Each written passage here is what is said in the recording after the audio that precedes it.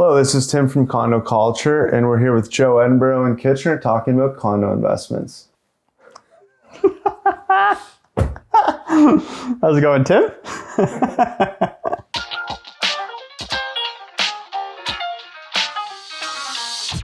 So Joe, condo investments are something that a lot of people are getting more active in. When did you initiate your first condominium investment? So I bought my first condo in 2013, end of the year, and it was in a property in Waterloo. Do you remember your purchase price at that point? Yeah, so roughly, I think we bought the condo for $235,000. What drew you to that particular investment? The unit sizes were a lot larger than average for options in the area, and this particular unit had a lot of work that needed to be done. And so we saw an opportunity that if we did some cosmetic changes, increase in value. A lot of people are afraid to undertake renovations because you never know where you can end up when you start to renovate, right? What did you undertake there that was maybe less intimidating than someone trying to buy a house to flip? That was the appealing part, is that we knew generally, structurally, and all the regular mechanics were all sound. We just knew we had to replace things like the flooring and the kitchen, bathroom renovations, and paint, essentially. Generally, we focused on nice finishes, but reasonably inexpensive to make sure that we kept the investment in line with what the comps are selling. So would you say that if you were contemplating a renovation that you would feel more confident or safer entering into a condominium renovation on the basis that there could be fewer unknowns? Yeah, absolutely.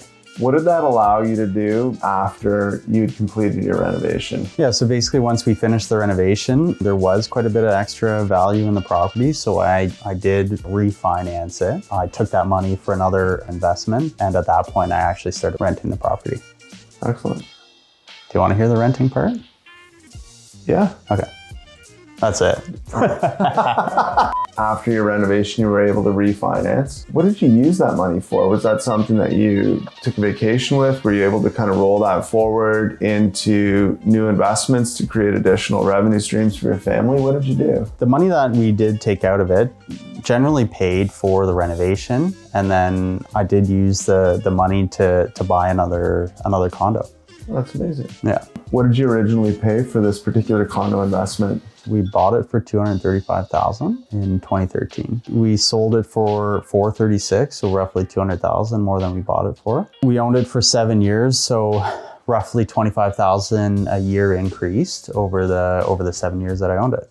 Okay, and was all of that profit, or was there some expense that went into that as well? So the initial renovation, and then there were some upkeep expenses over the 7 years. We spent $65,000 on capital expenditures. Is it fair to say that your return on investment on an annual basis was greater than 50%? Yeah, I think it was just over 50%, but that was not including the rental income. Including the rental income. So that's very lucrative. Yeah, it was great.